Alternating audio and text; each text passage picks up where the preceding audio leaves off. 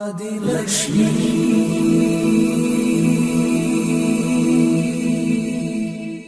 श्री धनलक्ष्मी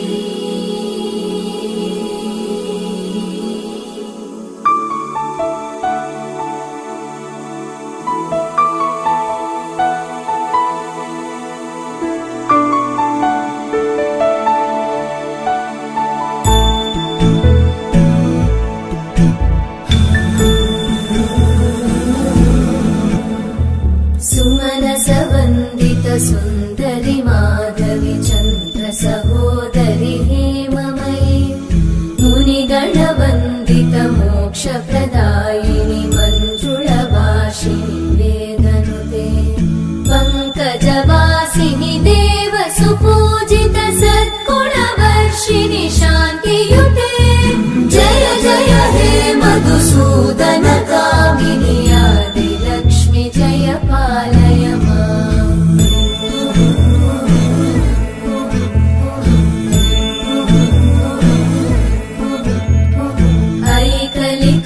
ऐकलिकल्मषनाशिनि कामिनि वैदिकरूपिणि वेदमये क्षीरसमुद्भव मङ्गलरूपिणि मन्त्रनिवासिनि मन्त्रनुते मङ्गलदायिनि अम्बुजवासिनि देवगणाश्रितपादयुते जय जय हे मधुसूदन कामिनि धान्यलक्ष्मि जय पालय माम्।